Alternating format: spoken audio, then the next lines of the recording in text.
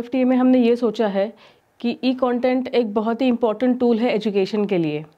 हमारे पास अनेक Forester's forest guards ऐसी जगह पे पोस्टेड होंगे जहाँ पे उनको शायद रेफरेंस बुक्स ना अवेलेबल हो, या फिर उनके पास रेफ़र बैक करने के लिए कोई रिसर्च साइंटिस्ट या ऐसी कोई लोग अवेलेबल ना हो।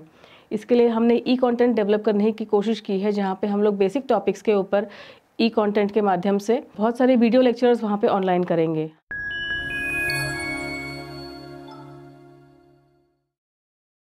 Hello and welcome to all of you. This is doctor Bhavna Tiwari Karnataka. आज मैं आप लोगों को इकोलॉजी के बारे में या पारिस्थिति के बारे में थोड़ा सा बेसिक कंसेप्ट्स बताना चाह रही हूँ। तो सबसे पहले हम जैसे जानते हैं कि इकोलॉजी क्या है। एक्चुअली इकोलॉजी में हम दो लिविंग ऑर्गेनिज्म की आपस में इंटर रिलेशनशिप को और उनका एनवायरनमेंट से क्या संबंध है, इसके बारे में स्टडी करते हैं। तो इकोलॉजी बेसिकली एक बहुत वास्ट सब्जेक्ट है, बहुत वास्ट एरिया है, जिसमें हम कई तरीके का अध्ययन करते हैं।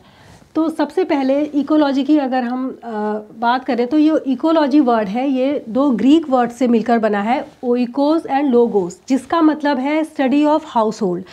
तो ये जो टर्म इकोलॉजी है ये सबसे पहले अर्न्स्ट हैकेल ने कॉइंड किया था, और लेकिन कई बार लोग इसमें कंफ्यूज कर जाते हैं कि फादर ऑफ इकोलॉजी भी लोग अर्न्स्ट हैकेल को ही कह देते हैं, but father of ecology Alexander von Humboldt हैं, जो कि एक बहुत बड़े जर्मन बायोलॉजिस्ट थे। फिर दूसरी बात आती है कि इकोलॉजी में के जो बेसिक कंसेप्ट कंपोनेंट्स हैं वो क्या है। तो इसमें हम एबायोटिक और बायोटिक कंपोनेंट्स को लेते हैं। एबायोटिक कंपोनेंट्स में ऑब्वियसली लिविंग ऑर्गेनिज्म आ जाते हैं, और बायोटिक कंपोनेंट्स में सारे लिविंग ऑर्गेनिज्म आ जाते हैं। और एबायोटिक कंपोनेंट्स में जैसे हम बात करते हैं sunlight, soil, air, moisture, minerals, ये सारे कंपोनेंट्स हम एबायोटिक कंपोनेंट यानी कि non living. Abiotic means non living, biotic means living, इनकी बात करते हैं। नाउ नेक्स्ट आता है types of ecology. Types of ecology में हम एक तरह से इकोलॉजी की हायरार्ची को भी शो करते हैं, और वो कितने टाइप की होती हैं ये बात भी हमारी समझ में आ जाती है। तो हायरार्ची का मतलब होता है from lowest level to highest level. तो सबसे पहली जो लेवल होता है वो माइक्रोबियल लेवल होता है, बहुत ही सूक्ष्म जीव जिनको हम कहते हैं। और सूक्ष्म जीव में जब हम स्टडी करते हैं तो उसमें क्या होता है कि जीव का प्रोडक्शन नहीं होता, मल्टीप्लिकेशन नहीं होता है, वो अपने आप में ही डेवलप होते रहते हैं, और एक अपने तरीके से वो जो है एनवायरनमेंट से जो भी अर्न करना होता है वो लेते हैं।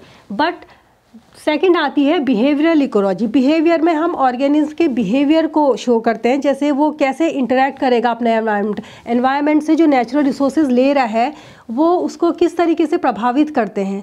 हम इस तरीके की बातों को जिसमें करते हैं वो हमारी आ जाती है बिहेवियरल इकोलॉजी में। Then population ecology and community ecology. Population means होता है एक ही स्पीशीज़ के इंडिविजुअल्स की संख्या, उसको हम कहते हैं पॉपुलेशन। और अगर हम बहुत सारी स्पीशीज़ की संख्याओं को अगर हम एक जगह पे ले लेते हैं तो उसको हम कह देते हैं कम्युनिटी।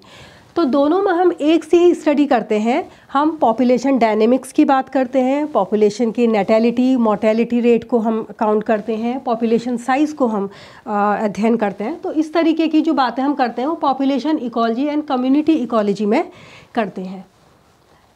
उसके बाद आता है इम्पॉर्टेंट एक एस्पेक्ट है इकोसिस्टम इकोलॉजी। इकोसिस्टम हम किसे कहते हैं?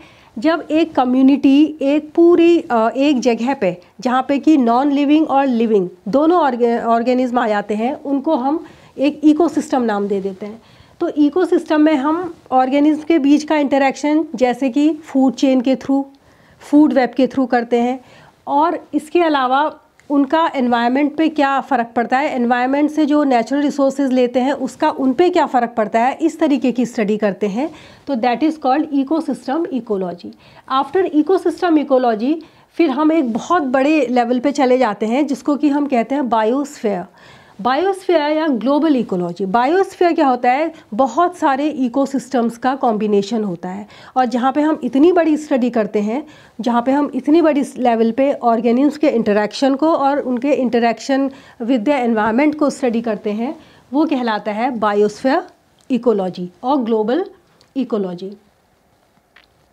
यहाँ पे कुछ एग्जाम्पल्स दिए गए हैं इकोलॉजिकल स्टडी के, क्योंकि अभी तक हमने देखा है अगर शुरू से अभी तक हमने इकोलॉजी के बारे में नहीं पढ़ा हो और हम इस चीज़ को नहीं जानते हों, तो अभी की आज की डेट में जो जैसे क्लाइमेट चेंज जैसी बहुत हॉट टॉपिक हमारा चल रहा है, तो हम इस चीज़ से कैसे मिटिगेट कर सकते हैं, कैसे उसके लिए स्ट्रेटजी तैयार कर सकते हैं।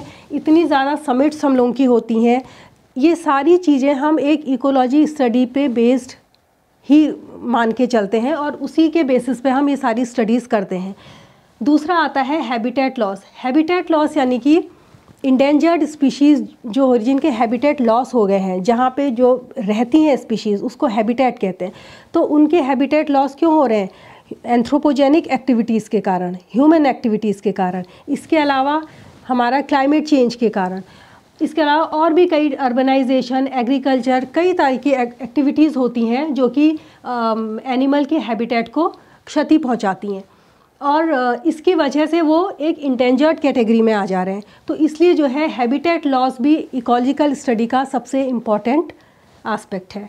उसके अलावा आता है इन्वेजिव स्पीशीज़। इन्वेजिव स्पीशीज़ जो होती हैं वो नॉन नेटिव स्पीशीज़, यानी कि जो हमारे यहाँ नहीं होती हैं, कहीं बाहर से आई हैं और यहाँ आके उन्होंने एनक्रोच कर लिया है और हमारी इम्पॉर्टेंट स्पीशीज़ को हानि पहुँचा रही हैं। That is called invasive species. तो अगर हमें इकोलॉजी का पता नहीं होगा उनकी, तो उन्हें हम कैसे यहाँ से हटा सकते हैं, कैसे हम रिमूव कर सकते हैं, हम इस बात की स्टडी जो है आगे को नहीं तैयार कर सकते हैं और इस तरीके की स्ट्रेटजी भी नहीं बना सकते। तो इसलिए जो है ये 3 एग्जाम्पल जो हैं बहुत ही इम्पॉर्टेंट है इकोलॉजिकल स्टडी के लिए। लेवल्स ऑफ ऑर्गेनाइजेशन, जैसे मैंने पहले कहा कि from lowest to highest level, तो ये सेम वही बात है लेवल्स ऑफ ऑर्गेनाइजेशंस की। इसके अलावा मेन आता है प्रिंसिपल्स ऑफ इकोलॉजी। तो मेन सिद्धांत क्या है इकोलॉजी के? पहला है इंटरडिपेंडेंस, आपस में उनका इंटरकनेक्शन कैसा है, वो कैसे एक दूसरे को फ़ायदा पहुंचा रहे हैं, कैसे वो इन्वायरमेंट से इंटरेक्ट कर रहे हैं, उसका कहीं ना कहीं पॉजिटिव या नेगेटिव इफ़ेक्ट क्या है। तो इसी तरीके की स्टडी इकोलॉजी में की जाती है। तो इकोलॉजी का सबसे मेन जो प्रिंसिपल है वो इंटरडिपेंडेंस, देन डाइवर्सिटी, विविधता। बहुत सारे ऑर्गेनिज्म अगर नहीं होंगे तो हमारा इकोसिस्टम नहीं चल सकता है, ठीक है। तो ये एक दूसरी प्रिंसिपल है इकोलॉजी का। देन एनर्जी फ्लो, सभी को पता है कि जो एनर्जी होती है वो हमारे मेटाबॉलिज्म के लिए, फिजियोलॉजिकल एक्टिविटीज़ के लिए बहुत इम्पॉर्टेंट है।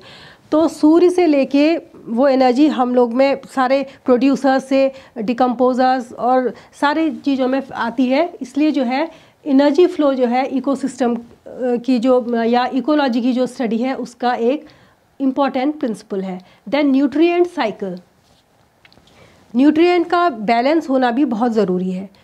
तो न्यूट्रिएंट जो है बार बार रिसाइकिल होके हमारे एटमॉस्फेयर में बने रहते हैं।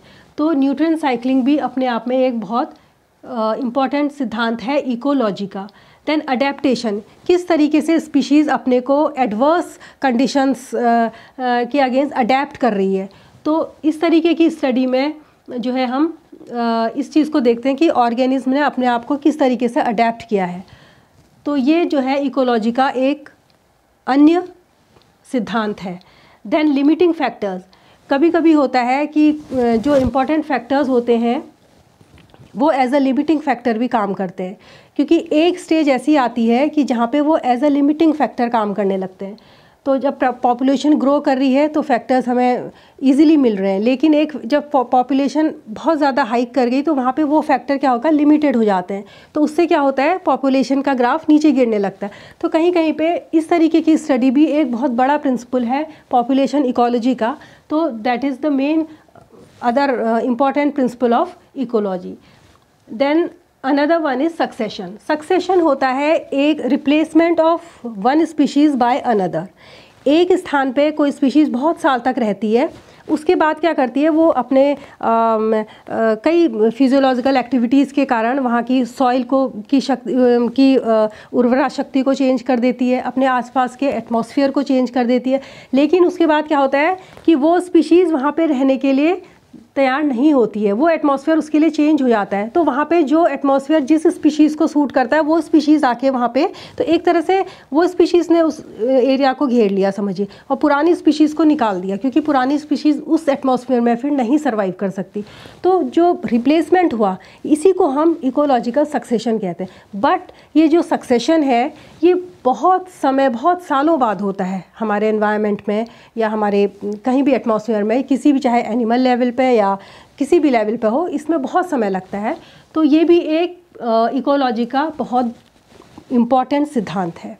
तो इसी के साथ मैं अपना लेक्चर समाप्त करती हूँ। Thank you so much. Next lecture में हम पॉपुलेशन इकोलॉजी की बात करेंगे।